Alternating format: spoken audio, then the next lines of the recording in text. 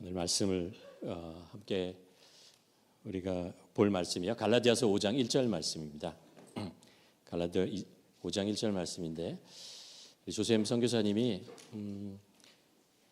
우리들에게 말씀을 전해줄 때 4번에 걸쳐서 이제 4가지 키워드를 가지고 말씀을 전해 주신다 그랬거든요. 첫째 날 어저께 진정성에 관한 말씀을 나눴고 오늘 아침에는 그 권능이라는 것을 말씀을 나눴습니다. 어떻게 그 복음을 하나님이 주시는 권능을 가지고 우리가 복음을 증거하고 삶 속에서 살아가느냐 이런 구체적인 이야기들을 또 해주셨고 또 사모님 이민 선교사님께서 북향민 북한이 고향인 탈북한 분들을 사역하시면서 또 경험했던 많은 것들 그 속에서 어떻게 권능이라는 주제로 또 함께 나눠주셔서 좋은 정말 귀한 말씀이었습니다. 저희가 이걸 녹화를 했거든요. 그래서 저희 홈페이지에 올리도록 하겠습니다. 여러분 꼭 한번 보시기를 바랍니다. 그리고 오늘은 이제 오늘 말씀에서 나오지만 자유에 관한 말씀을 전해주실 텐데 우리 함께 갈라디아서 5장 1절 말씀 한 목소리로 봉독하도록 하겠습니다. 그리스도께서 우리를 자유롭게 하려고 자유를 주셨으니 그러므로 굳건하게 서서 다시는 종의 멍에를 매지 말라 말씀입니다. 우리 조원선 선교사님 나오실 때 우리 박수로 우리 조샘 선교사님이라고 불러달라고 그러셨거든요. 선교사님은 이제 선교 이름이 있어요. 선교지를 다니면서 쓴 이름 조샘 선교사님 나오실 때 우리 박수로 환영하도록 하겠습니다.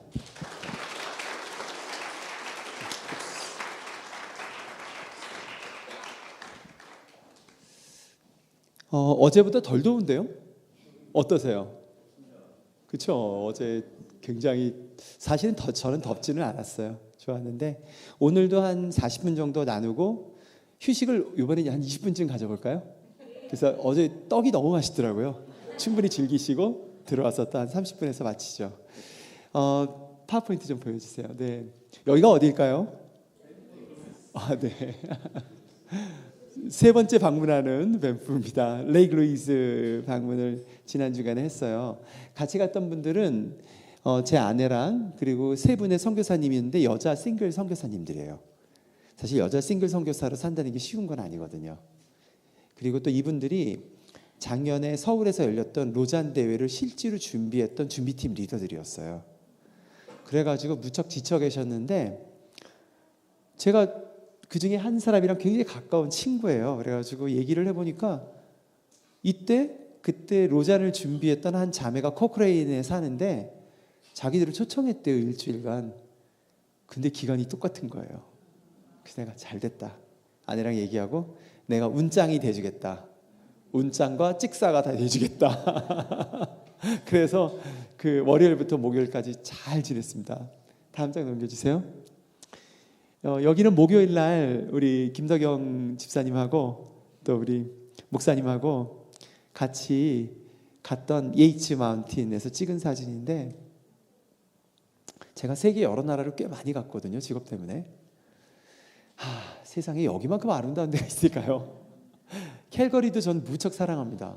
그리고 이 주변의 자연도 아마 여러분들 오래 계셔서 어쩌면 잊을 수도 있는데 이렇게 아름다운 곳 세계에 거의 없습니다. 정말 너무 아름다워요. 아멘이죠. 할렐루야고 아멘이죠. 또 아이들을 키우기도 좋은 환경이고요. 참 캐나다는 좋은 나라입니다. 있으면서 정말 이렇게 회복되는 걸 느꼈어요. 비노스 라마찬드라라고 스리랑카의 유명한 리더인데 그분이 오직 고통당하는 하나님만이라고 하는 책을 최근에 냈는데요. 자기 아내를 잃고 나서 쓴 책이에요. 또 마침 그 책을 번역한 친구도 제 친구인데 얼마 전에 아내를 잃었어요. 말할 수 없는 고통이죠. 근데 거기에 글을 이렇게 적었어요. 뭐라고 적었냐 하면 이 땅에서 고통당하는 사람, 우리가 이 땅에서 고통당하는 일을 피할 수는 없어요. 예수 믿어도 그건 마찬가지입니다. 모든 것이 뒤틀어져 있거든요. 그게 인간관계에서 생길 수도 있고 경제 문제에서 생길 수도 있고 아이들, 배우자, 심지어는 자연도 이렇게 아름다운 자연도 우리가 상상하지 못하는 일로 자연재해로 수많은 사람들의 목숨을 날립니다. 그렇게 트라우마를 겪는 사람들이 그 사람들을 회복하도록 돕는 유일한 방법은 그 사람께 적었는데요. 그럼에도 불구하고 여전히 아름다운 하나님의 통치가 있는 곳에서 시간을 보내는 거래요. 제가 이번 월요일부터 목요일까지 사실은 저희 아내나 저랑 무거운 마음을 갖고 온 주제들이 있었거든요. 그런데 자연 가운데 있는 하나님의 신실하심, 그리고 하늘이 교회의 좋은 분들을 만나는 것들, 여전히 그 하나님의 통치가 있는 좋은 사람들, 아름다운 자연, 거기서 같이 시간을 보내면서 기억을 하게 돼요. 하나님은 여전히 선하시다. 하나님의 때가 되면 회복시키실 것이다. 거기서 시간을 보내는 게 얼마나 우리를 회복시키는지 모릅니다. 참 그런 기간을 허락해 주신 여러분의 환대에 깊이 감사드립니다. 감사합니다. 그리고 또 그런 환대의 일부로 오늘도 윤서연 사모님의 찬양을 듣고 싶습니다. 그래서 제 말씀 시작하기 전에 찬양 듣고 시작하겠습니다. 네.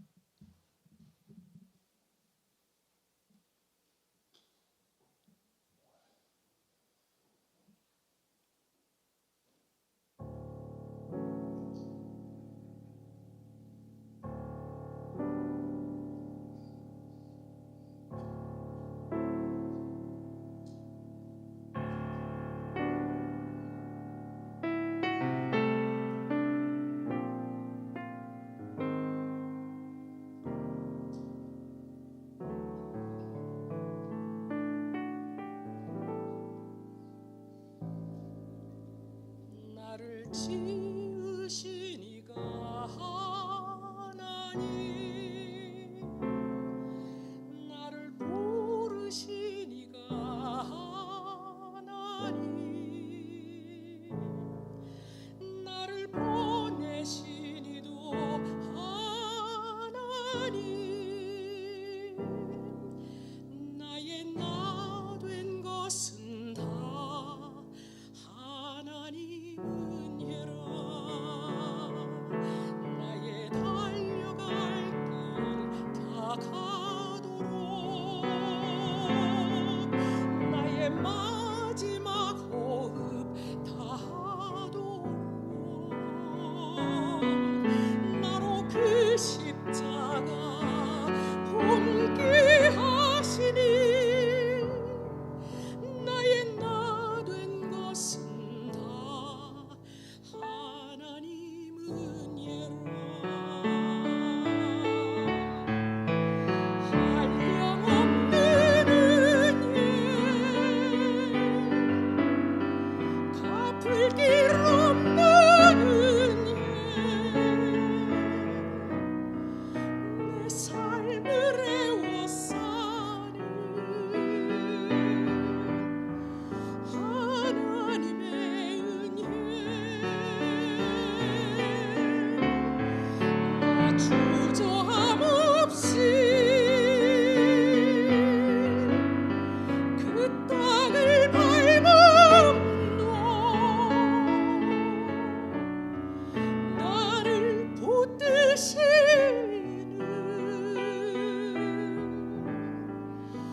하나님의 은혜.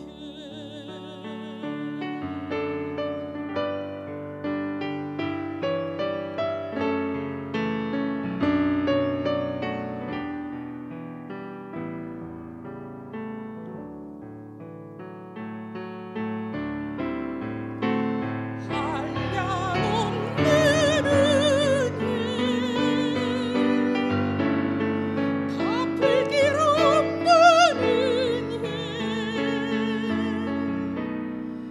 내 삶을 애워싸는 하나님의 은혜. 나 주저함 없이 그 땅을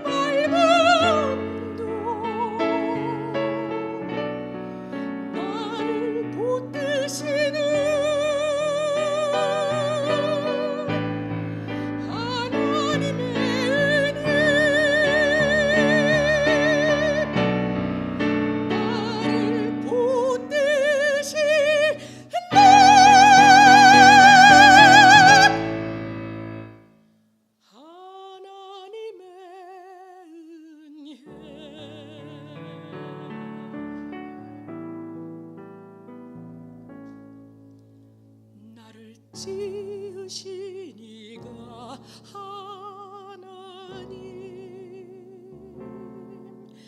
나를 부르신 이가 하나님,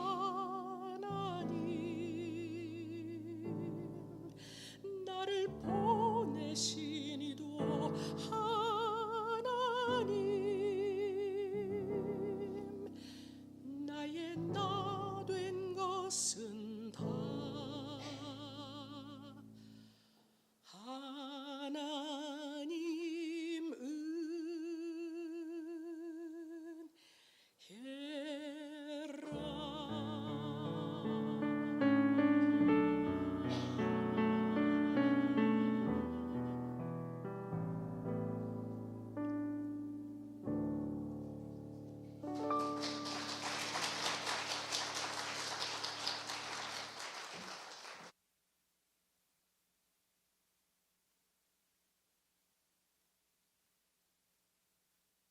참 좋네요. 우리 말씀도 나누고 함께 아까 오상원 목사님 찬양 리드해 주셔가지고 찬양할 때 너무 좋았거든요.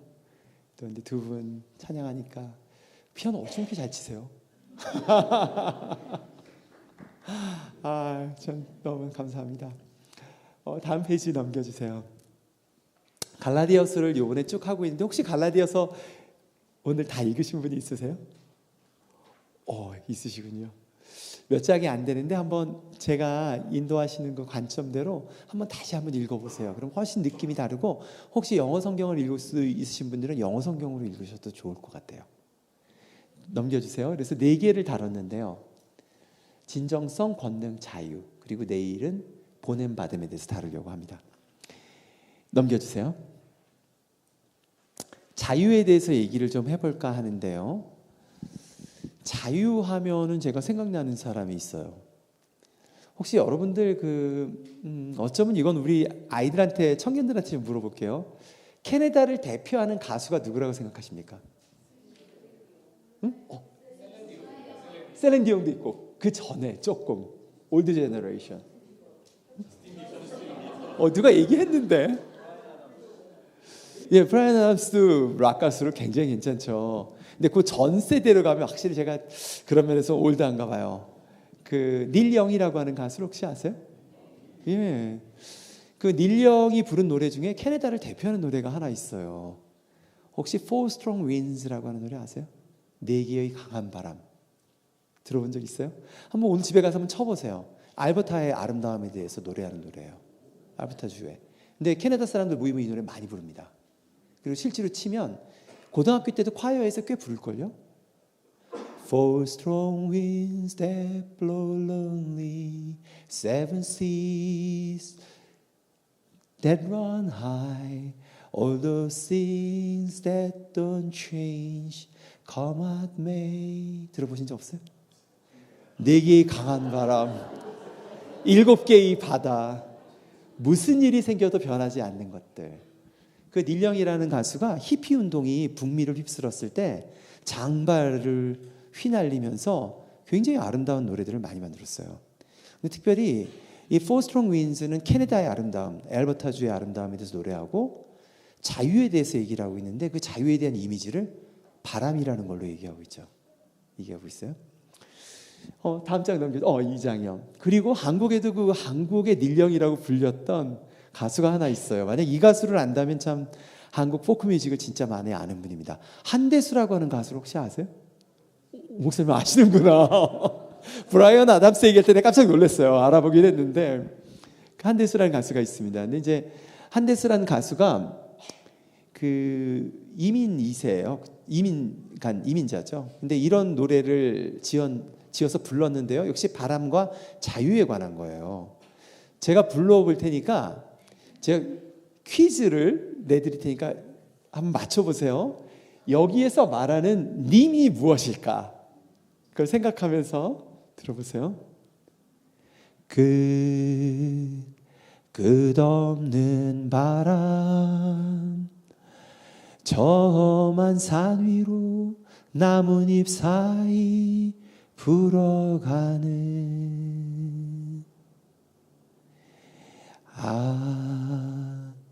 자유의 바람 저 언덕 위로 물결같이 춤추더니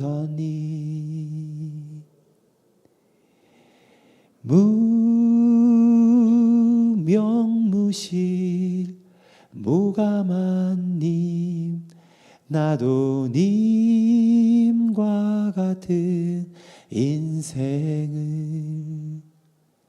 지녀볼래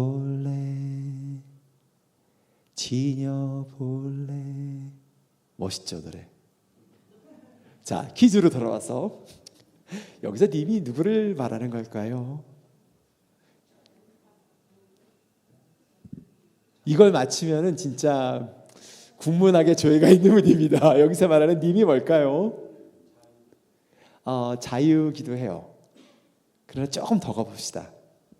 자유를 상징하기도 하고 님. 바람이기도 해요.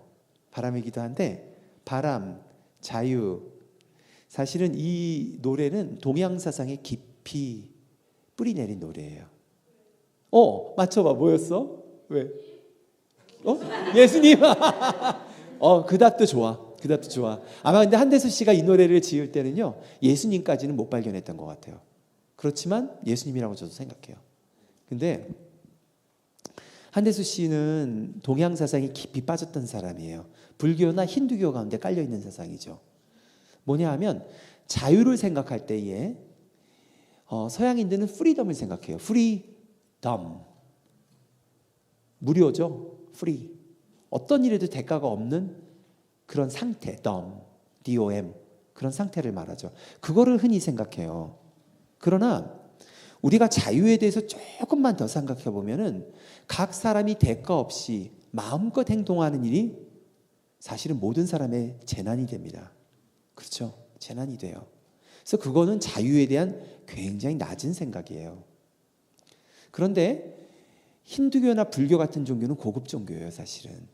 그러니까 그 이상을 생각하죠. 정말 자유를 얻으려면 관계 속으로 들어가야 된다는 걸 알고 있어요. 어떤 관계? 자연과 내가 Great One, 1아라고 하죠. 들어보셨죠? 1아. 우리가 자연과 똑같은 상태가 되는 거죠. 그것과 연결돼서. 그게 님이에요. 여기서.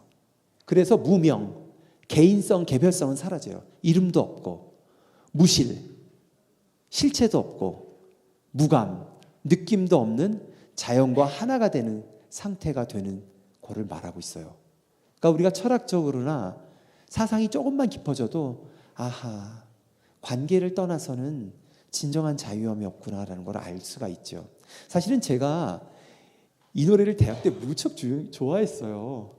그때는 이제 한참 담배 필 때였거든요. 근데 고등학교 때까지 교회를 다녔어요. 그 대학교 가서 이런 여러 가지 사상들을 접하면서 이 노래를 이제 바람이 부는 날이면 강변에 나가서 담배 한 대를 탁 피고 그래서 이제 생각을 하면서 부르는 거죠. 부르면서 생각하죠. 역시 깊다. 기독교는 정말 따라올 수가 없구나. 그래서 생각했어요. 왜냐하면 제가 알던 기독교 신앙은 관계를 생각하지 않는 신앙 같았어요. 각 사람이 그냥 자기 혼자 예수님과의 관계를 회복해서 천국에 가는 거. 그거에 비하면 불교는 얼마나 심오한가. 너와 내가 다르지 않고 심지어는 자연까지. 와, 깊다 생각을 했어요. 복음을 엉뚱하게 앓은 거죠. 물을 좀 하나 갖다 줄래요? 고인의 먹던. 자연을 제가 복음을 잘못 알아서 그래요. 오늘은 여러분들 복음을 다시 한번 온전한 복음에 대해서 생각하는 시간을 가지려고 그래요. 우리 크리스찬의 복음이 결코 가볍지 않습니다. 사실은 기독교의 자유는 하나님과 나와의 관계뿐만 아니라 나와 이웃과의 관계를 생각하고요. 나와 자연과의 관계를 생각해요. 그런데 놀라운 것은 그 하나됨이 개별성을 사라지게 하지 않아요. 오히려 가장 각 사람들이 별처럼 빛나죠. 우리 윤소연 사모님이 노래를 부를 때 별처럼 빛나죠. 우리 자매님이 반주 칠 때 완전히 다른 느낌이에요. 앞에 그 화음이 굉장히 튀어나오는 걸 썼죠. 편곡하게 쓰는 완전히 다른 느낌. 각 사람이요 반짝반짝 빛나는데 전체로도 연결되어 있는 거죠. 사실은 기독교의 자유는 그런 거예요. 그런 겁니다. 그 얘기를 조금 더 해봅시다. 넘겨주세요. 파워포인트 넘겨주세요. 네. 바울이 복음 안에서 발견한 자유는 이제 그런 거죠. 각 사람이 각 사람으로서 별처럼 살아나고 그래도 좋은 거예요. 근데 놀라운 것은 그 각 사람이 자기가 되는 모습이 오히려 전체를 보면 너무너무 아름다운 거죠. 연결돼 있어요. 남을 배려하는 자유함인데 실제는 자신의 모습을 찾게 되는 그런 모습인 거예요. 그게 처음 바울이 복음을 전했을 때 이방인들에게 나타난 현상이었는데 안타깝게도 갈라디아서 2장을 보면 예루살렘에 왔던 크리스찬들이에요. 그것도 크리스찬 리더들이에요. 그 사람들이 와서 복음에 필요 없는 다른 것들을 자꾸 얘기를 하기 시작했어요. 그게 뭐냐 하면은 유대인들이 지켰던 종교적 관습, 할례, 그리고 코셔, 거룩한 음식만 먹는 거, 음식 정결례, 그리고 절기 지키는 거. 그거 이방인도 지켜야 돼. 보세요. 여기에서 이 사람들이 말했던 게요. 이 사람들이 예수님 아는 사람들이에요. 심지어는 예수님과 지냈던 사람들이에요. 그래서 그것도 알고 있어요. 예수님으로 인해서 우리가 자유하게 된다. 알고 있어요. 근데 문제는 그것 위에 엑스트라를 자꾸 요구하니까 원래 있던 게 사라져버린 거예요. 자유가 없어져 버렸어요. 복음으로 인한 기쁨, 복음이 가진 힘, 복음이 가진 변혁성, 복음으로 인한 성령님의 임하심, 이것들이 사라져버린 거예요. 그래서 바울이 얘기하는 거죠. 조금도 양보할 수 없다. 이 복음을 뒤섞는 일을 조금 더 양보할 수 없다라고 얘기하고 있는 겁니다. 사실은 오늘 시간에 여러분들이 기억해야 될 것은 우리 안에 복음이 아닌데 복음의 모습으로 가장에서 들어온 것을 분별해서 없애버릴 시간이 되면 좋겠어요. 넘겨볼게요. 갈라디아서 2장은 그렇게 얘기합니다. 5장에서는 우리를 자유하게 하시려고 복음을 주셨다라고 얘기합니다. 자유하게 하시려고. 여기서 이 자유는 무엇일까요? 넘겨주세요. 그 전에 우리 토론을 좀 해봅시다. 어제처럼 옆에 분들인데 어제 말하지 않은 분, 그리고 자기 배우자가 아닌 분을 지금 찾아가세요. 그래서 5분간 자유라는 느낌을 들을 때 가장 먼저 떠오르는 느낌이 뭔지, 그리고 왜 느낌을 갖는지 서로 대화해 보세요. 5분간 이동하셔서 자기 배우자면 어제 대화하지 않은 사람들 이동하세요. 네.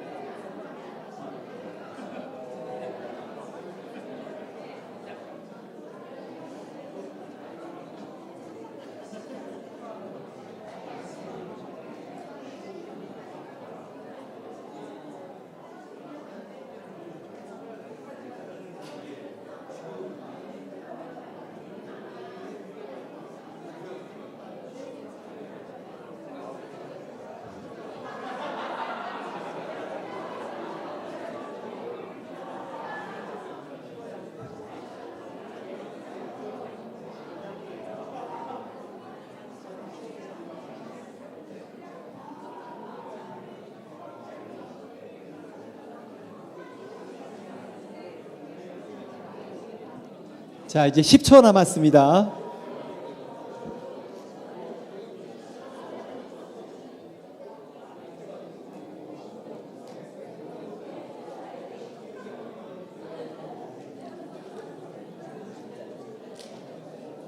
시간이 금세 지나가죠. 얘기 나누다 보면, 그렇죠? 5분이 금세 지나가요. 네, 자유에 대해서 얘기를 해볼게요. 다음 슬라이드 넘겨주세요. 한 번 더 클릭해 주시고. 네, 크리스찬의 자유를 두 가지로 얘기한다면 프리덤이라고도 생각할 수 있지만 사실은 영어 단어로 보면 리버티에 더 가까운 것 같아요. 리버레이티에는 어떤 의미가 숨겨 있죠? liberated, 해방된 느낌인 거죠. 갇혀 있던 것으로부터, 붙잡혀 있던 죄악의 사슬로부터 우리가 해방되는 거죠. 해방되는 겁니다. 우리가 가지고 있는 자유를 위협하는 것은 사실은 하나님이 우리에게 처음부터 우리를 자유자로 세우셨어요. 정말 그 자유의 무게는 굉장하죠. 왜냐하면 인간이 죄를 져서 죽을 거 알면서도 주신 거예요. 하나님의 형상의 가장 큰 본질 중에 하나입니다. 그걸 우리에게 선물로 주신 거예요. 그것을 얽어매는 것은 사실 죄의 문제 때문에 그렇습니다. 그래서 자유를 누리려면 먼저 우리를 얽어매는 것으로부터 자유해져야 됩니다. 그럼 한번 볼까요? 넘겨주세요. 팀 켈러라고 하는 목사님이 계세요. 얼마 전에 소천하셨죠. 유명한 장로교 설교자죠. 그분이 그런 얘기를 했어요. 우리가 자유하게 될 때에 우리를 얽어매는 먼 디지스가, 그 속박이 여러 층위가 있다라고 얘기를 합니다. 사실은 우리가 그리스도로 인해서 해방된 것을 이해할 때에 가장 중요한 그런 기초가 되는 것은 출애굽기예요. 이거를 꼭 생각을 하세요. 예수님이 하시는 모든 말씀들은 구약과 연결할 때 우리가 바른 이해를 할 수가 있어요. 잘못하면, 제가 아까 지금은 담배 안 피지만 신앙적으로 방해할 때 방황할 때 그 말이 생각이 안 나네요. 그 기독교 신앙이 진짜 정말 수준이 낮다라고 느꼈던 것은 왜 그러냐 하면 그런 잘못된 복음을 제가 알고 있었어요. 기독교가 다른 사람하고 관계없이 내가 지옥에 가지 않고 천당에 가는 거라고 생각했어요. 사실 그렇게 얄팍하게 알고 있으니까 대학교 가서 조금만 공부하고 나니까 이 신앙은 너무나 철학적으로 낮다. 너무나 자기중심적이다. 그런 생각이 들었던 거거든요. 근데 그렇지 않아요.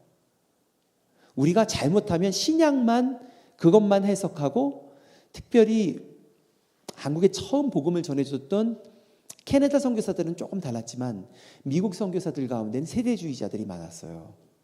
그래서 구약과 관련 없이 신약을 그 시대로만 해석하는 경우가 많았어요. 그래서 그 영향력이 있거든요. 근데 우리가 하나님이 구약을 풍성하게 주셨기 때문에 구약 가운데 신약을 꼭 이해해야 됩니다. 그러면 예수님께서 우리를 구원하시고 죄로부터 해방시켰다는 것이 훨씬 더 복잡한 층위를 가졌다는 것을 알 수가 있죠. 누가복음 9장 27절을 읽어보면 변화산 사건이 나옵니다. 변화산 사건에 보면은 하나님께서 엘리야와 모세와 함께 대화를 해요. 근데 어떤 대화를 하냐면 예루살렘을 떠나실 것, 그의 예루살렘 떠나실 것을 얘기하셨다, 그렇게 돼 있어요. 그런데 그게 헬라어로 읽으면 어떻게 되어 있냐면요, 엘리야와 모세와 함께 예루살렘에서 예수의 엑스도스를 얘기했다라고 되어 있습니다. 원래 본문에는. 그러니까 그 본문은 물론 엑소더스라는 그 헬라어로 인해서 예수님이 예루살렘에서 떠나실 것을 말한다고 해석할 수도 있지만, 최근의 신학자들은 어떻게 해석하냐면 예수님께서 예루살렘에 이번에 가셔서 엑소더스, 출애굽을 하실 것을 말씀하셨다, 그렇게 해석할 수 있어요. 근데 그게 맞습니다. 그렇게 충분히 해석할 수 있어요. 왜냐하면 예수님이 하셨던 모든 일들은 출애굽을 전제로 하고 있어요. 그리고 하나님께서도 예수님을 준비시키기 위해서 출애굽이라고 하는 전에도 없었고 앞으로도 없을 사건을 일으키셨어요. 그게 시편과 그 토라에 아주 자세히 적혀 있습니다. 이 사건은 앞으로도 없을 사건이고 전에도 없을 특별한 사건으로 출애굽을 시켰다라고 얘기를 합니다. 하나님께서 일부러 어제 얘기했던 아브라함의 후손을 400년간 그 당시에 최고의 강대국 이집트의 노예 생활을 일부러 하게 하신 거예요. 일부러 이 사람들이 잘못을 했기 때문에 이집트의 노예가 된 게 아닙니다.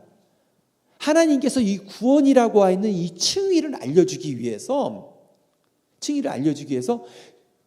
이스라엘 사람들이 일부러 400년간 생활을 하게 한 거예요. 그럼 그 안에서 어떤 일이 발생하죠? 그들의 자유를 억압한 하나님의 형상으로서 자유를 억압하는 칭의가 어떤 것들이 있어요? 첫째는 외적인 속박이죠. 가난과 폭력과 병입니다. 노예처럼 부려먹는 거죠. 지금도 이 일이 계속 진행되고 있어요. 어떤 나라에서는. 저희가 돕고 있는 파키스탄 같은 경우에는 기독교인이 3%밖에 안 돼요.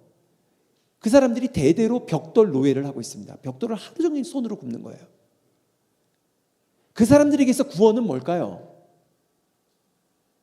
그 빚이 갚아지는 거죠. 그래서 그거로부터 해방되는 겁니다. 콜카타에 가면 어떤 일이 있죠? 거기에 10,000명의 팔려온 여성들이 매춘을 하고 있어요. 상당수의 그 여성들이 어렸을 때 부모가 팔았어요. 가난을 이기려고. 그래서 자기 딸을 거기다 놓고선 거기서 나오는 돈 가지고 먹고 사는 거예요. 그러면 그들에게 있어서 우리가 야, 너 예수님 믿으면 천당 가. 그게 구원입니까? 아니에요. 아무런 의미가 없는 얘기예요. 그 얘기는. 그건 어떻게 해야 되죠? 그곳에 가서 그걸 멈추게 해야죠. 멈추게 해야죠. 그건 우리도 마찬가지입니다. 우리 안에도 가난하고 빚이 있고 폭력에 시달리고 늘 병에 아프고 그러면 어떻게 해야 되나요? 병을 고쳐야죠. 하나님께 구해야죠. 그게 정상이에요. 물론 이 문제가 이 땅에서 다 해결되진 않아요. 하나님의 섭리 가운데에. 그러나 해결되지 않는다고 해서 그게 정상은 아닌 거죠. 그 일을 통해서 우리가 어떤 일을 생각하게 돼요? 하나님의 나라를 소망하게 되죠. 하나님 속히 오셔서 이것을 끝내게 해주세요. 그리고 놀라운 것은 성령께서 오시면 우리 가운데 어떤 힘을 가게 해요? 그 상황이 다 해결되지 않았을지라도 때가 되면 완결될 거라는 소망 가운데에 선한 일을 이런 속박 가운데 있는 사람들 해방시키려고 하는 열정이 생겨나죠. 놀라운 신비죠. 우리가 다 해결돼서 남을 도와주는 게 아니죠. 성령의 능력으로 그걸 하는 겁니다. 또 어떤 일이 있어요? 악한 구조와 문화가 있죠. 그 구조와 문화, 그 바벨론이라고 하는 거기로부터 창세기에 등장했던 바벨탑 사건에 등장했던 그 폭력적, 지금도 사실은 이게 내내 흘려 있죠. 제가 두 번째 시간에 나누겠지만 군사와 경제 문제는 밀접한 관련을 갖고 있죠. 강대국의 대리전으로 약소국들이 전쟁을 하면서 무수한 사람들이 트라우마를 겪죠. 무수한 사람들이 죽어갑니다. 그런 악한 구조와 문화 가운데에 모세가 어떻게 한 거예요? 맞서서 싸운 거예요. 예수님도 마찬가지입니다. 그 상황 가운데에 로마라고 하는 상황에 맞서 싸우신 거예요. 그것이 해방입니다. 그러나 그것만 있는 것이 아니죠. 만약 이 두 가지만 주목한다면 사실은 막시스트에 지나지 않아요. 막시스트들은 앞에 문제가 해결되면 모든 것이 해결된다고 생각하죠. 천만의 말씀입니다. 그 외적인 속박과 외적인 악한 구조는 사실 우리 마음속에 있습니다. 그게 어디에서 등장하지요? 그들을 하나님께서 10번의 기적, 전에도 없었고 앞에서 없을 10가지 기적을 통해서 바로의 군대를 물리치고 그들을 해방시키셨어요. 그래서 광야에 나갔습니다. 나갔더니 어떤 일이 발생하죠? 민수기에서 그리로 다시 가겠대요. 알고 보니까 그 죄악, 그 내면의 그 우상들이 밖에 있었던 게 아니라 우리 안에 있는 거죠. 이것도 해방돼야 되는 거죠. 거기에다가 사실 더 깊이 들어가면 우리 안에 어떤 게 있어요? 자유, 진정한 자유는 관계를 선택함인데 관계를 거부하는 거죠. 이 사람은 이래서 안 되고 저 사람은 저래서 안 되고 관계를 거부하는 거죠. 이 관계는 인간관계의 관계만을 거부하는 게 아닙니다. 자연과의 관계도 거부하는 거죠. 지금 자연이 몰락하고 있어요. 지금 사실은 자연이 회복이 될 수가 없는 상황에 이미 들어갔어요. 조금 더 가면은 이제부터는 태풍과 재난이 반복적으로 계속 발생하게 됩니다. 그럼에도 불구하고 계속 어떤 얘기를 하죠?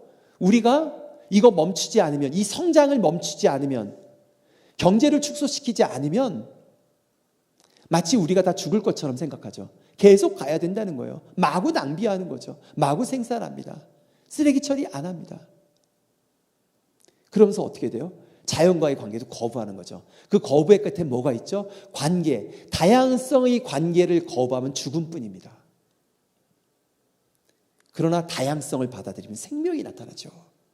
다른 걸 존중하면 당장 그 출발이 뭐예요? 남과 여자, 남자와 여자가 다르죠. 그러나 서로가 존중하면 아기가 태어나잖아요. 다양성 가운데 생명이 있는 것입니다.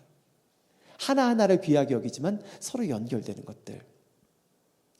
그것을 어떻게 했다고요? 예수님께서 이미 우리 가운데 해방시키셨어요. 해방시키셨습니다. 여러분 가운데 그걸 자유하게 하셨어요. 그러나 우리가 그걸 잊어버려요. 그리고 다시 찾아 들어가요. 그리고 이 문화 가운데 우리 내면에 여전히 잘못된 우상들이 우리 가운데 있는 거죠. 그것을 지지 말아라 라고 얘기하는 겁니다. 지지 말아라. 왜 자유하게 됐는데? 너희가 하나님의 아들, 딸로 하나님이 먹여 살리는 이로 충분한데 왜 그것에 매여서 평생을 살아가니? 그러지 말라라고 얘기하는 거죠. 두 번째입니다. 두 번째 자유는 이제 우리가 freed from, 그 번디지로부터 벗어날 뿐만 아니라 이제는 다른 사람들을 그리고 세상을, 하나님이 사랑하는 그 세상을 해방시키고 구원하고자 우리의 인생을 기꺼이 드리는 겁니다. 우리 선택할 수 있어요. 선택할 수 있어요. 만약에 근데 그 선택이 앞의 문제에 자유하지 않으면 이거 선택하기 어려워요. 우리가 성령의 능력으로 다 문제가 해결되지 않았더라도 하나님이 해결해 주실 걸 믿고 자유하잖아요. 그러면 남을 도울 수 있는 마진이 생겨요. 마진이 생깁니다. 남을 도울 수 있는. 그래서 어떻게 하죠? 외적인 속박, 가난과 폭력과 병에 있는 사람들을 해방시키기 위해서 그들을 위해서 기도합니다. 기도합니다. 그리고 그들과 함께 동행합니다. 동행하는 거예요. 그들과 함께 동행합니다. 그리고 잘못된 악한 구조와 문화에 휩쓸리지 않아요. 우리 기독교인이 마치 마냥 경제성장을 하지 않으면 망할 것처럼 그렇게 살아서는 안 됩니다. 어떻게 기독교인들이 원자력 발전소를 지지할 수가 있겠어요? 그거 나중에 해결 못합니다. 그거 우리 후대들 다 죽이는 일이에요. 어떻게 하려고 그래요? 그런 일들을, 그 악한 문화와 구조들을 바꾸려고 하죠. 하려고 합니다. 또 뿐만 아니라 이건 북한하고도 적용되죠. 북한의 악한 그 구조와 문화를 위해서 그게 무너지도록 우리 기도해야죠. 기도합니다. 그리고 할 수 있는 선한 일들을 합니다. 또 뿐만 아니라 사람들 안에 예수를 믿는다고 하지만 여전히 잘못된 우상들이 있을 때 그거를 깨우쳐 주죠. 기도해 주고, 아, 저 친구가 저런 문제에 매여 있구나. 그런 것들을 깨우쳐 주죠. 또 뿐만 아니라 근본적으로는 자기중심성을 회개하도록 기도하고 기다리고 복음을 증거하죠. 그런데 그 복음을 증거하는 일이 순서가 먼저 회개하고서 위로 옮겨가기도 하지만 어떤 경우에 정말 어려운 사람들은 복음부터 영접시킬 수 없어요. 그 사람들의 어려움들을 도와줘야죠. 오늘 오전에도 얘기 나눴지만 탈북 여성들 와가지고 매달 기껏해야 한 달에 버는 돈이 250만 원 정도인데 빚으로 150만 원씩 나가고 나면 빚 150만 원, 100만 원 가지고 살라 그러면 걔네들 죽어가요. 그 친구들한테 어떻게 교회 나오라고 해요. 더블잡 뛰어서 어떻게든지 살아야죠. 그러면 먼저 해결해야 될 문제가 뭐예요? 빚을 갚도록 파산 신청할 수 있도록 도와주고, 그 다음에 어떻게 규모적으로 돈을 관리하는지 알려주고, 그리고 돈을 모아서 무이자로 빌려주고, 그런 일 9년 동안 한 거예요. 그게 복음이에요. 복음이 단순히 예수님 영접하는 것만 복음이 아니에요. 이게 통째로 다 복음입니다. 통째로 다 복음이에요. 생명을 살리는 것이 통째로 다 복음이에요. 그 일을 위해서 우리의 자유를 쓸 수 있어요. 우리가 쓸 수 있다니까. 우리 인생, 짧은 인생, 천국에 가게 되면 우리 이 땅에서의 일을 기억할 거예요. 우리가 어떻게 살았는지. 짧아요. 이 땅에서의 삶은 참 유니크한 경험입니다. 지나가고 없을 건데 어디에 쓰시려고 그래요? 여러분의 시간과 돈을.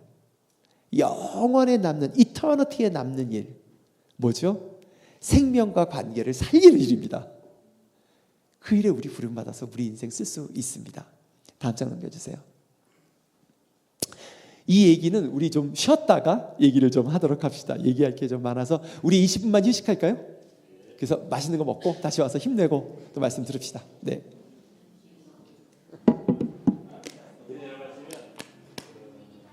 어떤 음식보다 맛있네요. 옛날 생각이 막 나면서 더 맛있는 것 같아요. 네. 자, 파워포인트 한번 볼까요? 근데 바울이 얘기를 할 때 자유에 관한 부분을, 자유를 훼손했던 부분, 특별히 속박으로부터 복음으로 해서 자유하는데 방해했던 사람들이 있었어요. 지금도 이제 그런 것들이 남아있죠. 그런 것들을 우리 좀 하나씩 생각해 봅시다. 왜냐하면 아닌 것들을 아니라고 이렇게, 그전에는 저도 여지를 좀 뒀거든요. 이거 그렇게도 볼 수 있지 뭐, 이 정도 생각을 했는데, 그런 것들이 오히려 복음을 이 가진 힘을 약화시킨다는 걸 깨닫게 됐어요. 점점.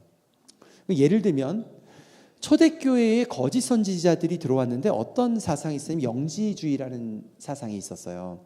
영지주의는 거룩한 것과 거룩한 본질과 거룩하지 않은 현상이 따로 구분되어 있다라고 생각하는 이원론이죠. 그 전형적인 그리스적인 사고예요. 근데 그때 문화가 그런 문화였거든요. 그런 가운데 어떤 사상이, 몇 가지 사상이 영지주의가 발전됐는데, 영어로 보면은 GNO로 돼 있죠. 시작이. 이게 어원의 knowledge에서 나오는 겁니다. knowledge. NO, knowledge 들어가잖아요. No, GNO. 그게 뭐냐 하면은, 그 영지주의 중에 하나가 뭐가 있냐 하면, 그런 일상의 육체에 갇힌 것에서 벗어나서 신비한 능력을 얻으려면 어떤 지식을 알아야 된다고 얘기를 했어요. 근데 그 지식을 알려면 돌을 닦는 거죠. 아니면 돌을 닦는 사람으로부터 얘기를 듣는 거예요. 그게 초대교회에 굉장히 강했어요. 그게 치고 들어온 거죠. 그래서 어떤 사람들은, 우리가 물론 영적으로 민감한 사람들이 환상을 보거나 예지력을 가질 수 있어요. 은사로. 그러나 그것은 사실 하나님이 갖고 계신 많은 지혜들 가운데 지극히 일부에 지나지 않습니다. 하찮게 여길 것은 아니지만, 귀하게 여기게 되지만, 그것을 의지하고 그 사람들을 따라가는 버릇이 있는 것은 대단히 위험합니다. 무속신앙이에요. 신비와 무속신앙입니다. 저도 신비현상을 경험하지 못한 것이 아니에요. 늘 경험해요. 하지만 그것이 중심이 돼서 그 사람을 의지하거나, 심지어는 그런 사람들 가운데에 되게 이런 거짓 선지자의 특징이 두려움을 심어요. 어떤 두려움을 심냐면, 너 모든 거 하나님의 음성 들어서 하지 않으면 너 큰일 나. 너 먼저 번에 안 됐고 어려워졌던 게 하나님 음성 기다리지 않아서 그래. 그거 거짓 선지자들입니다. 주의하세요. 하나님이 우리에게 자유를 주셨어요. 그래서 우리가 복음 안에서 죄가 아니라면 얼마든지 자유롭게 선택할 수 있습니다. 우리에게 예수를 믿었는데 더 올감해지는 거예요. 이건 음성을 들어야 되고 누구를 따라가야 되고, 무속신앙이에요. 여러분들 그거 경계하십시오. 왜냐하면 그것들이 우리가 복음 안에서 가진 자유를 무너뜨리게 돼요.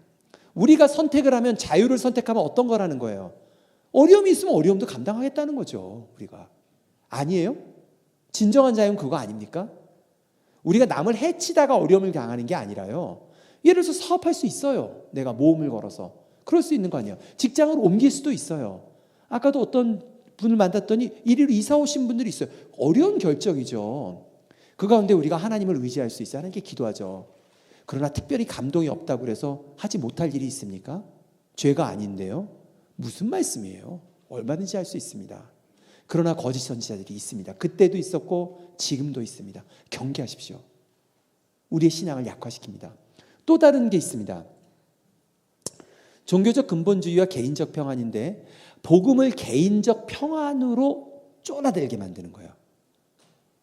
그래서 사실은 우리가 성령이 임하시면 사실은요, 성령이 임하시면 중요한 특징 중에 하나가 물론 평안도 있어요. 그러나 용기도 있는 거거든요. 결단도 있는 겁니다. 어떤 결단이 있죠? 다른 사람들을 해방시키고 그들에게 구원을 전달하기 위해서 선한 일을 하기 위한 용기가 생기거든요. 근데 모든 것을 뭘로 축소시키냐면 내가 개인적으로 위로받는 거죠. 복음을 그런 개인적인 평안으로 축소시키는 것 잘못된 일입니다. 잘못된 일이에요. 또 어떤 신학이 있어요? 번영신학이 있죠. 이것은 한국교회는 지금 지나가고 있습니다. 다행히. 그러나 아프리카는 이것 때문에 굉장한 데미지를 입었어요. 뭐냐 하면 내가 하나님께 무엇을 해드리면 하나님이 나에게 뭘 줄 것처럼, 무엇을 심으면 하나님이 나에게 줄 것처럼, 헌금도 그렇게 얘기하는 사람이 있어요. 심지어는 잘 되려면 좀 하나님께 심으셔야지 10배 20배 받지. 그 무슨 소리입니까? 복음서에서 그 얘기가 그렇게 쓰인 게 아닌데 거짓 선지자들이에요. 그리고 거짓 복음입니다. 이것들 아웃시켜야 돼요. 이런 것들이요 참 우리를 두렵게 만들어요. 안 하면 큰일 날 것처럼, 아이고 내가 지난주에 주일날 교회를 안 나갔더니 이런 일을 당했나, 11조를 안 내서 당했나. 제가 11조 내지 말라는 게 아니에요. 교회가 특별히 한우리교회에 재정적 필요하고 선한 일을 위해서 13조 14조도 하세요. 그러나 그거 받고서 하나님한테 뭐 받을 거 기대하지 마세요. 살다 보면 어려운 일도 있고 슬픈 일도 있습니다. 주 안에서 슬픈 일, 어려운 겪는 일이 사실은 더 축복일 때가 많아요. 많습니다. 많아요. 우리가 예수 믿으면 모든 거 피해갈 것처럼 얘기하는 거 거짓 신앙입니다. 아웃시켜버려야 돼요. 그리고 최근 들어서 굉장히 그 잘못 들어오는 사상 중에 하나가 있어요. 지금 북미를 중심으로 굉장히 커지고 있는 것이 있어요. 유럽이 한때 유럽은 굉장히 가난했죠.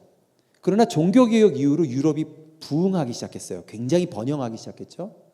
그러면서 그것과 함께 이들이 처음 복음을 전하러 아시아나 아프리카에 가보니까 그 나라들이 자기들 나라보다 훨씬 더 후지다는 것을 알게 됐어요.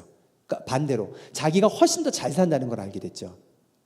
그래서 항상 어떤 생각을 갖고 있는 거냐 하면 내가 복음을 증거하기 위해서는 힘이 있어야 돼.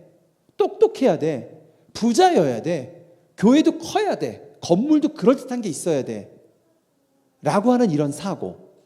그래서 사회의 지도층들이 기독교인이어야만 된다라고 생각하는 그런 생각. 그것을 신학적으로는 기독교 왕국적 생각이라고 합니다.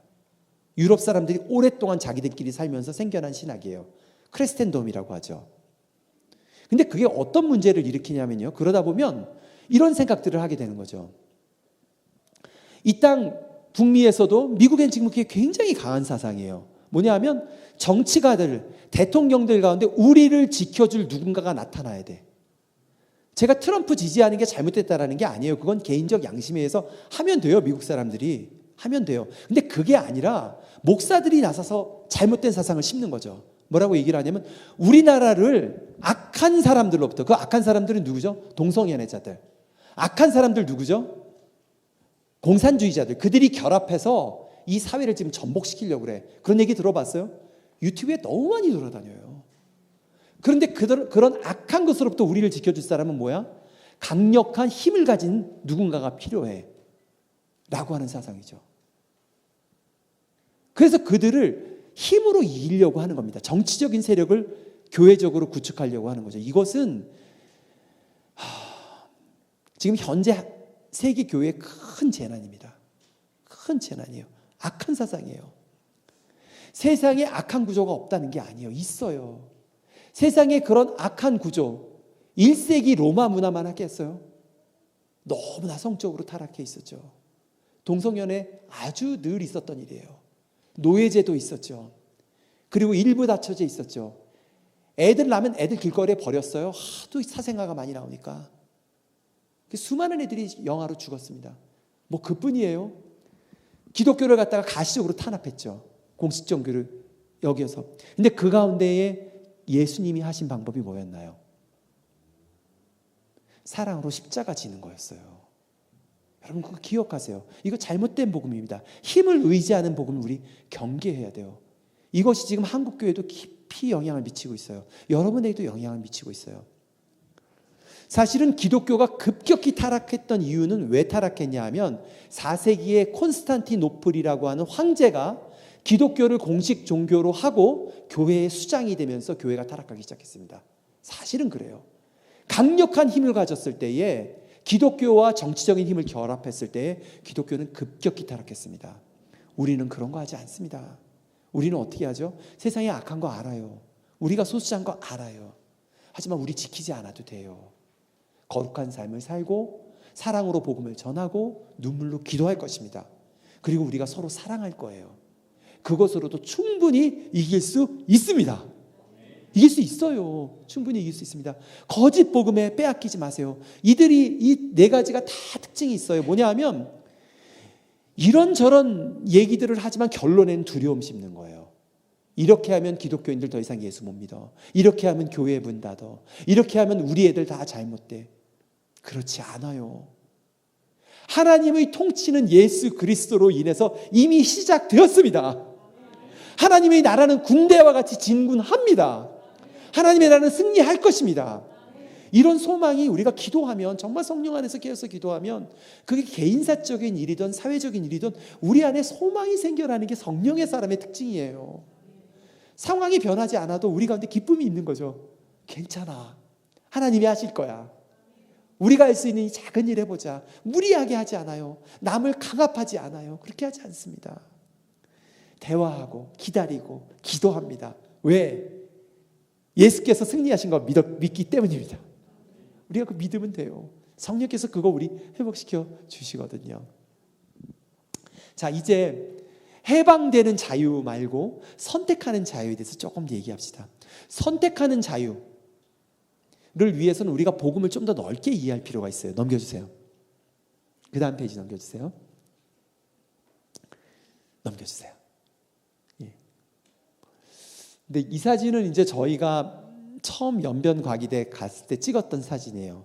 제 나이가 이제 35이었고 우리 아내가 33이었고 애들이 3살, 4살이었죠. 처음에는 저희가 연변과기대에서 학생 가르치는 일만 했어요. 했는데 2년쯤 됐을 때에 밤에 이제 자기 전에 기도를 제가 하고 있었어요. 제 아내는 먼저 누워 있었고 저는 이제 기도를 이렇게 하나님께 기도하고 있었었는데 기도하다가 이렇게 그 성령께서 이렇게 그러니까 하나님께서 이렇게 찾아오는 경험을 하게 됐어요.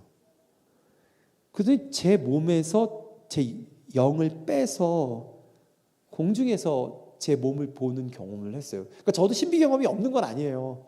근데 자주 있지 않습니다. 그래서 평생 한두 번 정도 있었어요. 있었는데 이게 그 경험 중에 하나였어요. 근데 이제 그 경험이 굉장히 강렬했죠. 왜냐하면은 너무 강렬해서 지금도 잊혀지진 않아요. 하나님이 날 찾아오신 것에 대한 감사, 그 기쁨이 이루 말할 수가 없고, 두 번째는 내가 너무 죄인이라는 거 알아서 부끄러워서 그냥 뭐 펑펑 울었어요. 펑펑 울었어요. 그때 하나님이 저를 옆으로 이렇게 잡으시더니 북한 땅을 향해서 쫙 날아가시는 거예요. 날아가는데 북한의 땅이 시커맸던 게 이렇게 색깔이 막 변하는 거예요. 그리고 깼어요. 깼더니 제가 누워있고 우리 아내가 놀래가지고 저를 이렇게 보고 있더라고요. 근데 그게 이제 입신 같은 거였죠. 그래서 북한 일을 하게 되겠구나 하고 짐작을 했어요. 그리고 기다리고 있었죠. 저는 이제 이런 일들이 있으면 검증을 위해서 꼭 기다려요. 그리고 가까운 신실한 친구들이랑 의논하죠. 여러분들 그런 일이 있으면 꼭 목사님하고 얘기하세요. 그런 얘기들 하고. 그래서 이제 그랬더니 몇 개월이 지나서 총장님이 부르셨어요. 북한에 대학을 짓는데 팀을 같이 정진호 교수님하고 좀 만들면 좋겠다고 해서 프로젝트 팀을 만들고 그때부터 이제 열심히 일하기 시작했습니다. 넘겨주세요. 그래서 평양과학기술대학을 2009년에 완공했고요. 2010년부터 학생들을 받기 시작했어요. 그런데 이 일을 위해서 굉장히 고생을 많이 했었는데 일을 하는 가운데에 질문이 이제 생겨난 거죠. 어떤 질문이 생겨난 거냐 하면 그때까지만 해도 오늘 오전에도 좀 나눴지만 제가 갖고 있던 복음은 좀 작은 복음이었어요. 그래서 한 사람이라도 예수님 믿게 하고 그들이 교회 다니게 하는 걸 도와야 되겠다 생각했어요. 물론 그것도 귀중합니다. 그런데 그거로는 이 평양에 대학 짓는 일이 설명이 안 되는 거예요. 왜냐하면 평양에서는 저희가 대학 지어도 걔네들한테 복음 전할 수 없어요. 복음 전할 수 없어요. 그러면 과연 저희가 평양에 대학을 짓는 게 복음을 증거하는 일일까요? 선교사가 할 일일까요? 이제 이런 질문들이 생겨났어요. 그게 우리 팀 전체가 가졌던 질문이었어요. 그리고 우리들이 함께 의논하고 대화하기 시작했죠. 그러면서 깨닫게 된 게 있었어요. 남한과 북한은 모두 트라우마를 깊이 겪었습니다. 전쟁으로 인해서 수백만 명의 사람들이 죽었죠. 그런데 북한 사람들을 접하면서 이제 알게 된 게 있었어요. 북한 사람들이 우리보다 인구 대비당 2배가 넘게 죽었어요.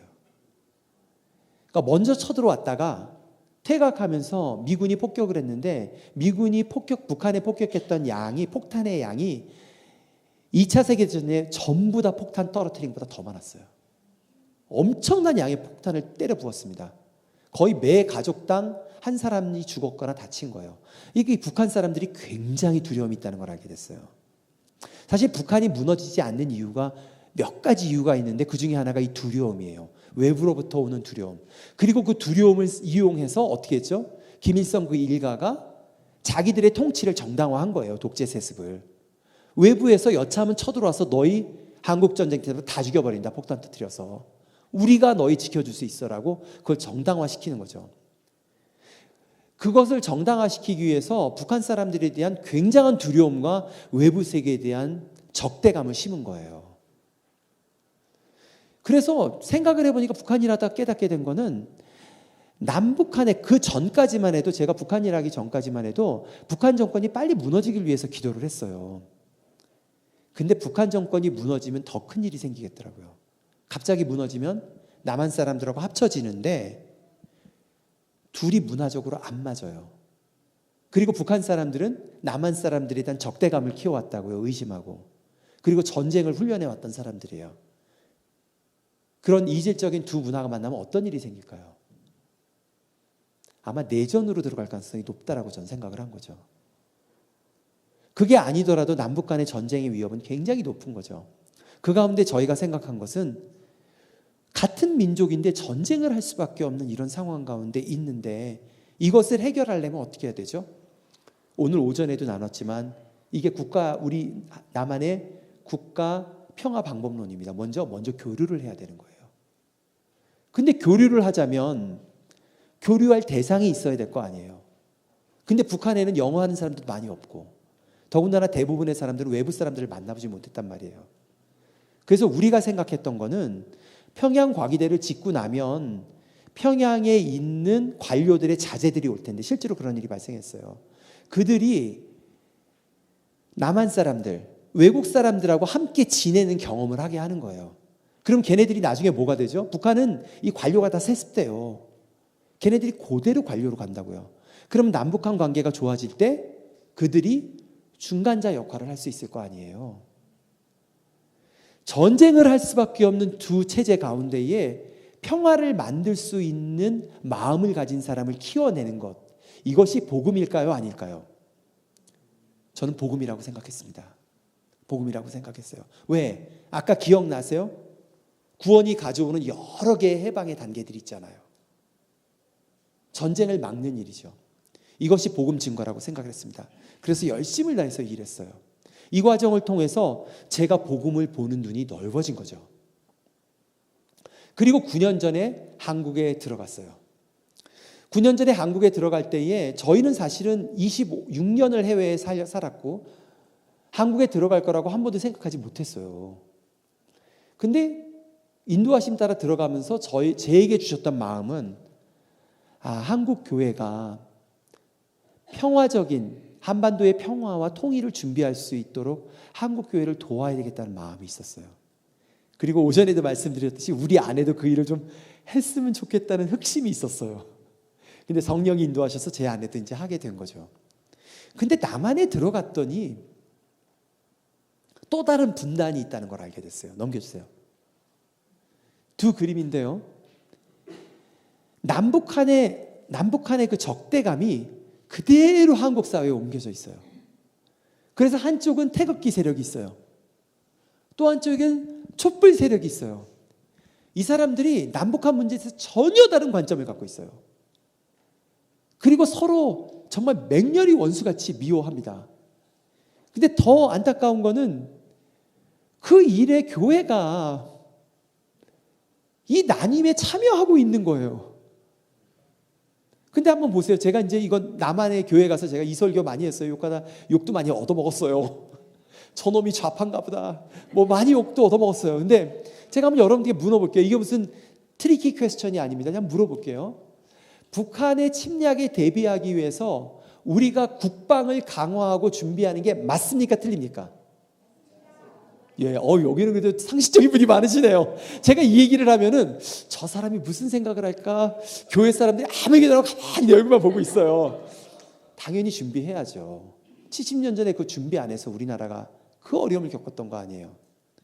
제가 또 다른 질문 한번 던져볼게요. 북한하고 평화롭게 공존하기 위해서 우리가 그들과 대화하고 교류하는 게 맞습니까? 틀립니까? 그것도 맞아요. 지금 양쪽이 다 맞는 얘기를 하고 있는 거예요. 한국 사람들 그렇게 똑똑한데요. 두 가지가 동시에 맞을 수 있다라는 병렬적인 사고를 어떤 분야에 가면은 철저하게 편을 갈라요. 그리고 정말 다퉈요. 그런데 그리스도께서 우리에게 주신 화평은 일치되지 않는 논리를 같이 품음으로써만 가능해집니다. 예를 들어가지고 우리가 죄인인데 하나님의 아들과 딸이다. 이게 논리적으로 맞나요? 맞아요? 하나님의 나라가 이미 시작되었지만 아직 완성된 것은 아니다. 이게 논리적으로 맞나요? 모든 화평케 하는 사람들은 소망과 현실을 함께 품습니다. 함께 품어요. 이 둘을 같이 병렬해 나가거든요. 근데 그 일을 못한다는 것을 알게 됐어요. 근데 그 복음이 변화되지. 복음이 너무 작아서 그래요. 다음 장 넘겨주세요. 한번 이 한반도의 배경을 봅시다. 2016년에 제가 귀국을 했어요. 그때 여러분들 기억할지 모르지만 여기를 방문했을 때도 5월 마지막 주간이었어요. 똑같은 9년 전 같은 주간이었어요. 그때도 저희가 우리 김 목사님의 배려로 쉬고 그 다음에 자연 가운데 회복되고 여러분에게 복음을 그때도 3일 전했던 것 같은데요. 이틀인가? 전했어요. 여러분들에게 기억하시는 분 기억하실 거예요. 그리고 중국에 갔죠. 중국에 갔다가 중국에서 모임이 있어서 모임 끝나고 한국을 들어가는데 비행기 안에서 이 소식을 들었어요. 2016년에 영국이 유러피언 유니언에서 탈퇴했다는 소식을 들었어요. 와, 제가 그 얘기를 듣는데 뒤통수를 꽉 맞는 것 같았어요. 거기에는 배경이 있죠. 어떤 배경이 있냐 하면 사실은 인류 사이에 있어서 가장 큰 전쟁이 일어났던 게 1, 2차 세계대전이에요. 거기서 1억 명이 죽었습니다. 그런데 1, 2차 세계대전을 일으켰던 사람들이 누구죠? 일본하고 터키 빼놓고 나서는 전부 기독교 국가들입니다. 그게 기독교 국가들끼리 서로 죽이고 싸워서 1억 명이 죽었던 전쟁입니다. 이것은 유럽의 문명을 완전히 바꿔놨고요. 그 이후로 유럽의 청년들이 교회를 다 떠났어요. 너무나 실망스러워가지고. 굉장한 전쟁이었죠. 그 전쟁이 일어났던 이유는 뭐죠? 국가주의예요.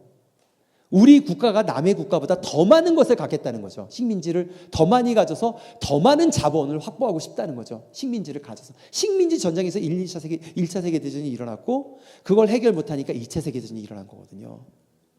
그런데 그것을 종식시켰던 두 나라, 핵심적인 나라가 어디예요? 영국하고 미국입니다. 그리고 영국이랑 미국이 그 당시 어떤 걸 주장했냐면 더 이상 국가주의를 하지 말자라고 얘기를 했던 거예요. 그리고 보편적인 논리를 만들자. 우리나라라서 최고가 아니라 너희 나라든 남의 나라든 하나님의 아들과 딸로서 동등하게 서로를 대하는 그런 체제를 만들고 싶어서 유엔을 만든 거예요. 월드뱅크를 만든 겁니다. 그런 일들을 영국과 미국이 한 거예요. 그런데 그 일의 중심이 됐던, 사실 유러피안 유니언도 전쟁의 이유가 됐던 철강 생산지를 공동으로 철강을 관리하기 위해서 처음에 유러피안 유니언이 시작한 거거든요. 그 일의 중심이었던 영국의 외국인들 너무 많은 거 싫고 외국 사람 싫어서 민족주의와 국가주의로 돌아선 사건이었어요. 그 사건이. 제가 와, 이거 심상치 않다. 세계가 이상해진다. 아니나 다를까 2017년에 이상한 사람이 또 등장을 하더라고요. 미국의 트럼프가 등장을 했는데 뭐 대통령들이 꼭 인상이 좋을 필요는 없지만 이게 지금 그 당시에 한국에서 모였던 에이펙스 회장이, 보세요. 얼굴들을 한번 보세요. 인물들. 푸틴, 트럼프, 시진핑, 저기는 아베. 와, 다들 어떻게 이렇게 스커미하게 생겼어요. 응? 이게 무슨 깡패 보스 그 느낌들이 나죠. 완전히 새로운 시대로 들어가는 거예요. 2017년에 제가 영국과 미국이 특별히 나쁘다는 얘기를 하는 게 아니에요. 다른 나라들은 캐나다 빼고 원래 그 모양이에요. 시진핑이나 푸틴은 지 나라밖에 몰라요. 근데 미국과 영국이 거기에 동참하게 될 거라고 생각하지 못했죠. 2017년에 트럼프가 등장하는 거 보고서 저는 그때부터 기도하기 시작했습니다. 뭐를 기도를 했냐 하면 이렇게 강대국들이 서로 더 많은 이권을 갖고서 다툼을 벌이면 그들이 직접 싸우지 않습니다. 대리전을 해요. 대리전을 하면 가장 전쟁이 일어날 가능성이 높은 곳이 어딜까요? 넘겨주세요. 저는 남북한이라고 생각했어요. 그 다음이 아마도 중국이랑 대만이 전쟁이 일어날 거다.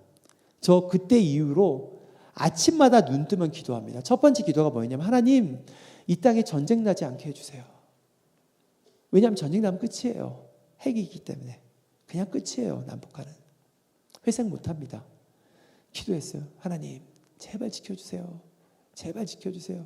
하고 기도하는데 그 평화를 위해서 기도해야 될 기독교인들이 한국교회가 그렇지 않은 모습을 보고 제가 너무너무 가슴이 아팠어요. 계속 기도했었죠.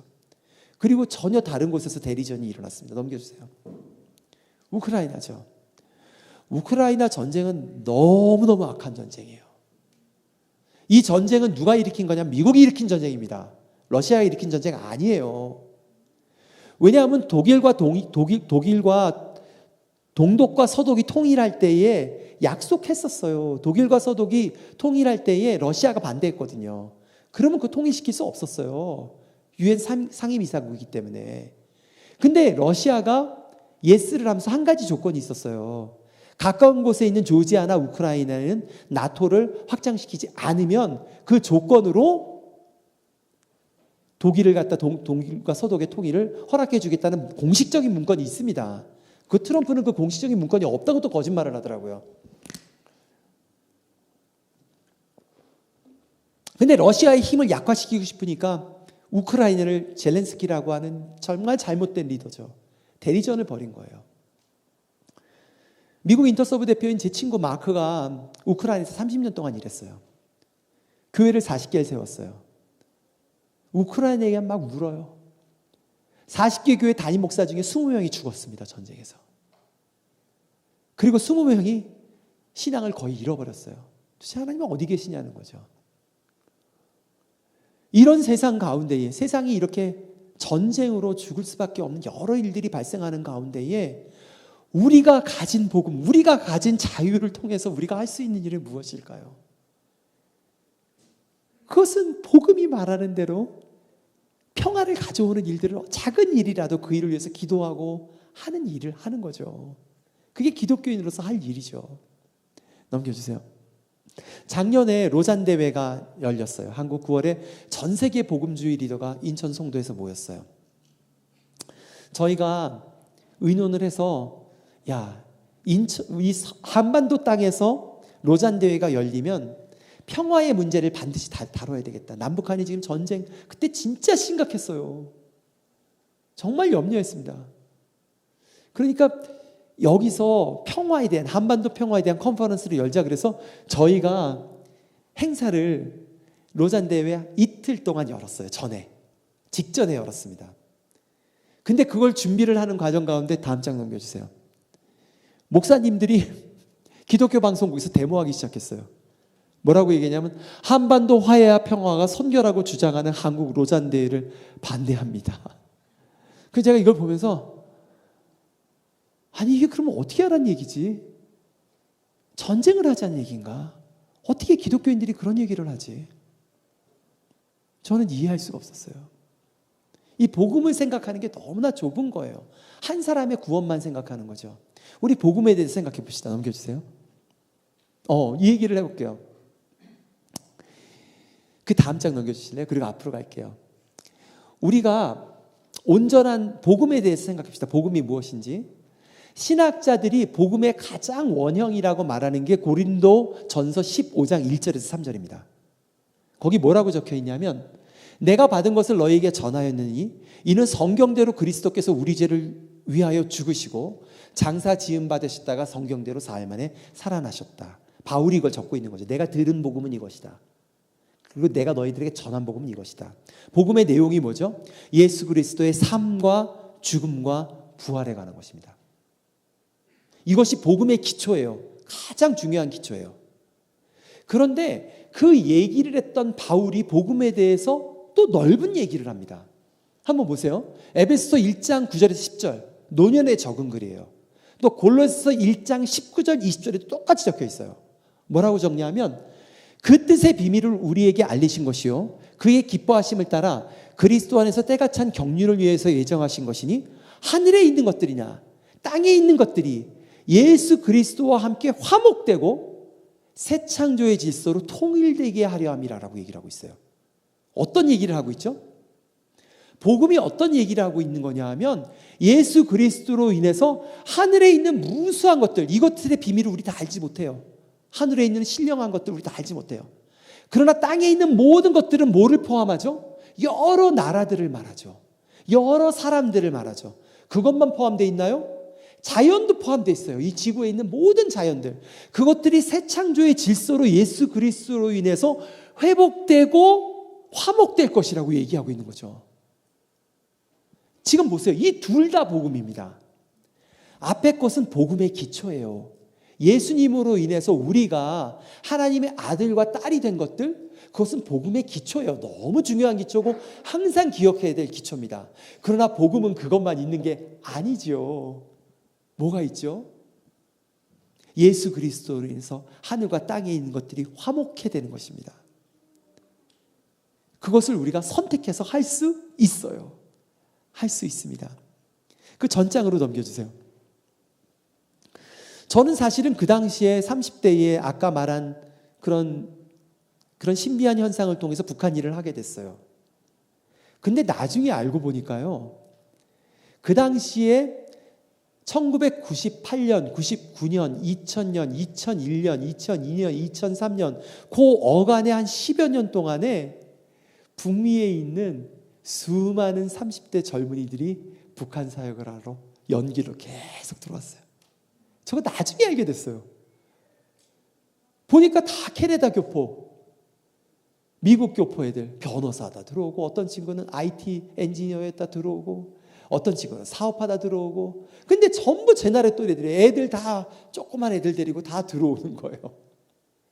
그들이 북한 땅에서 북한 전역에서 3,000개가 넘는 프로젝트를 진행했습니다. 북한 사람들 만나면서 우리 그리스도인들이 어떤 사람인지 삶으로 증거했습니다. 사업을 하고 가난한 애들을 먹이고 결핵을 고쳐주고 전기시설을 만들고 이 북한 선교의 문을 디아스포라 우리 청년들이 열었던 거예요. 나중에 보니까 그들이 지금 제 나이가 다 됐어요. 다 제 나이. 어떤 친구는 버클리에서 컴퓨터 사이언스로 학위를 받았어요. 북한에 들어가서 낮은 선봉에 들어가서 학원을 IT 회사 학원을 하려고 했는데 부시 대통령이 인텔 칩이 들어간 컴퓨터 못 들어간다고 해가지고 컴퓨터를 갖고 들어갈 수가 없게 됐어요.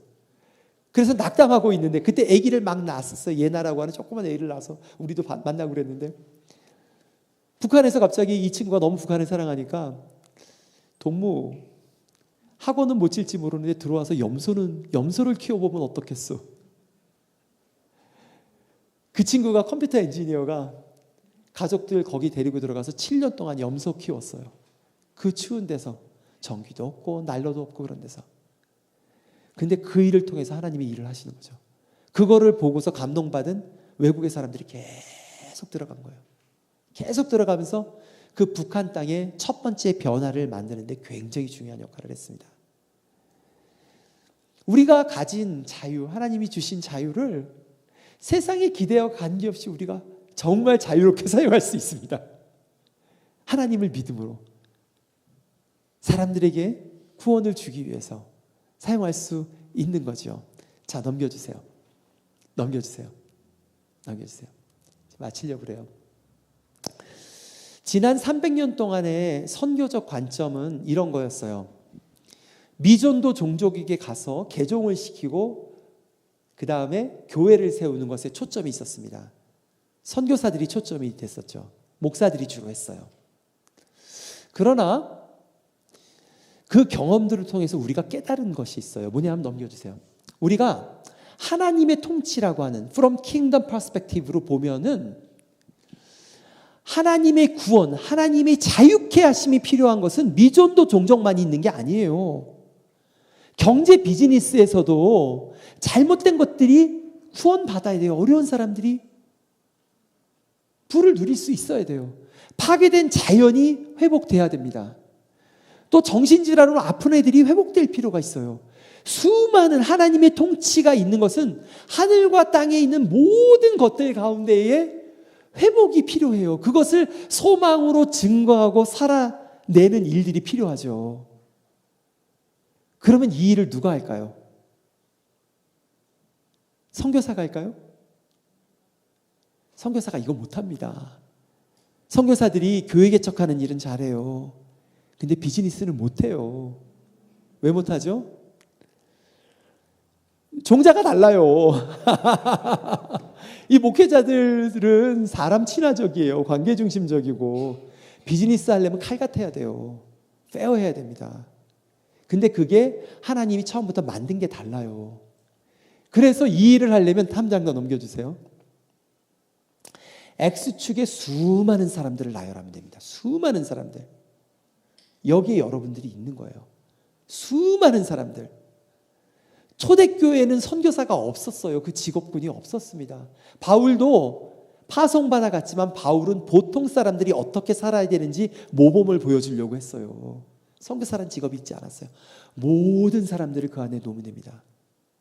어떤 사람들은 자연에 관심이 많아요. 오늘도 오전에 강의했더니 어떤 자매분이 와서 이 창조세계 돌봄이 왜 복음 증거가 되는지 알고 싶다고 책을 소개해달래요. 기꺼이 소개해드리죠. 얼마든지 소개해드릴 수 있어요. 또 어떤 사람은 경제에 관심이 많아요. 어떤 사람들은 아이에 관심이 많아요. 어떤 사람들은 북한에 관심이 많을 수 있죠. 어떤 사람들은 캘거리 땅에 관심이 있을 수 있어요. 모든 사람이 다르죠. 그 각 사람 가운데 하나님께서 아브라함의 후손으로 계획을 갖고 계세요. 여러분들 세상에 그냥 우연히 왔다가 사라지는 존재 아닙니다. 여러분이 갖고 있던 관심, 특별히 여러분이 겪었던 어려움들, 그것들을 사용할 때만 위로를 얻고 자유함을 얻을 수 있는 사람들이 있어요. 있습니다. 이런 것을 깨우려는 운동을 라이프 에즈 미션 운동이라고 하는 거예요. 과거에는 거대한 얘기만 했어요. 하나님이 세상을 어떻게 통치하신다. 근데 전 최근엔 사람들한테 관심이 많아졌어요. 아, 이 사람 하나님이 어떻게 만드셨나? 이 사람은 어떻게 귀한가? 왜냐하면 각 사람 안에 하나님의 선교가 있습니다. 각 라이프 안에 하나님의 선교가 있어요. 여러분들 그거 발견하길 저는 원해요. 여러분의 자유를 사용해서 그 미션을, 그 소명을 위해서 여러분이 가진 자유를 사용하게 되기를 바랍니다. 바랍니다. 넘겨주세요. 마지막 이 얘기하고 마칠게요. 바울이 생각했던 그의 자유를 한번 생각해 봅시다. 바울이 어떤 얘기를 합니까? 계속 반복돼서 갈라디아서 2장 20절을 말합니다. 내가 그리스도와 함께 십자가에 못 박혀 죽었으므로 이제는 내가 사는 것이 아닙니다. 우리 얼마든지 내 마음대로 살 수 있어요. 하지만 거기에 못 박는 거예요. 우리의 가진 자유, 하나님이 우리에게 주신 자유를 무엇을 위해서 쓸 수 있죠? 생명을 살리기 위해서 관계를 선택할 수 있습니다. 예수님처럼 지금 나는 나를 사랑하시고 나를 위해서 죽으신 하나님의 아들을 믿는 믿음으로 살고 있습니다. 나에게는 이 하나님의 은혜가 참으로 소중합니다. 어떤 하나님의 은혜죠? 두 가지입니다. 하나는 나를 아들과 딸로 삼아주신 은혜입니다. 관계적인 은혜죠. 근데 그것만 있지 않아요. 하나님께서 나에게 주신 은혜는 이 보잘것없는 인생을 통해서 생명을 살리시는 소명을 우리에게 맡기신 은혜가 있습니다. 선교적 소명입니다. 또 우리 하누리 공동체가 함께 해나갈 소명적 정체성이 있습니다. 기도합니다. 성령께서 여러분 가운데 임하셔서 여러분의 귀함, 하나님이 갖고 계신, 여러분이 아니면 복음을 증거할 수 없고 화목케 할 수 없고 새롭게 회복할 수 없는 이 일 가운데 깨닫게 해주시기를, 불러주시기를, 그 작은 일이, 그 작은 일상이 얼마나 소중한 귀한 일인지, 한 사람의 생명이 천하보다 귀한데 여러분에게 그것을 맡기셨다는 것을 깨닫게 해주시기를 축복합니다. 우리 잠깐 기도합시다. 오늘 들은 말씀들 생각하고 기도합시다.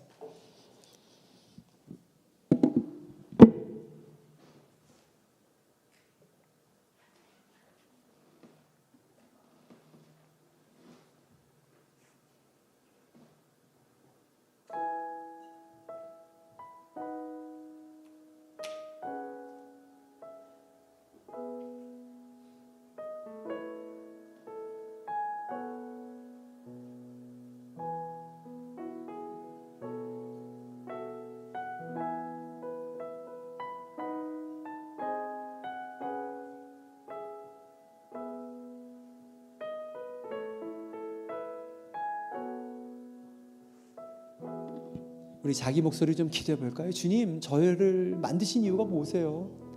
저에게 주신 이 생명과 자유를 어디에 쓰면 좋을까요? 우리 좀 하나님께 여쭤봅시다. 간구합시다. 깨닫게 해주세요, 주님.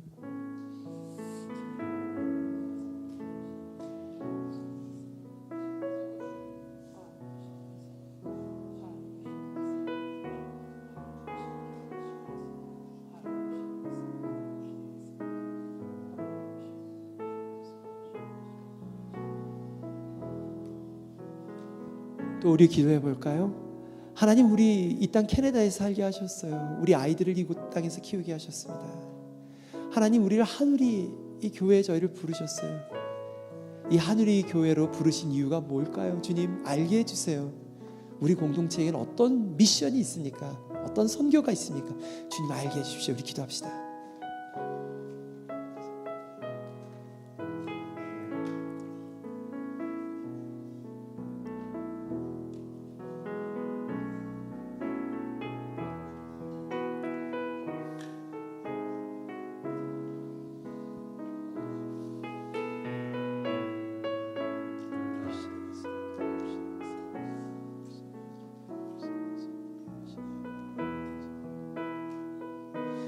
하나님,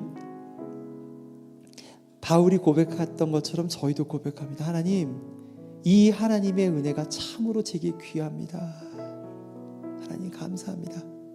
정말 허망하게 살다가 인생을 허비하고 죽을 수밖에 없는 저희들을 찾아오셔서 저희 인생의 목적이 있고 하나님이 계획하신 사명이 있다고 알려주셔서 감사합니다. 하나님, 우리 하누리 교회로 부르셔서 이 공동체 가운데 하나님의 생각하시는 뜻이 있다고 알려주셔서 감사합니다. 주님, 간구합니다. 그 소명, 하나님께서 태초 때부터 계획하셔서 제 생명 만드셨을 때 저를 통하여서 영광 받으실 그 계획이 무엇이었는지 알게 하여 주세요. 주님, 그래서 제 인생에 있는 이 자유, 휙 지나가는 이 인생의 시간들을 생명을 살리는 일에 사용할 수 있도록 저희를, 또 저희 하누리 교회를 이끌어 주십시오. 예수님의 이름으로 기도하였습니다. 아멘.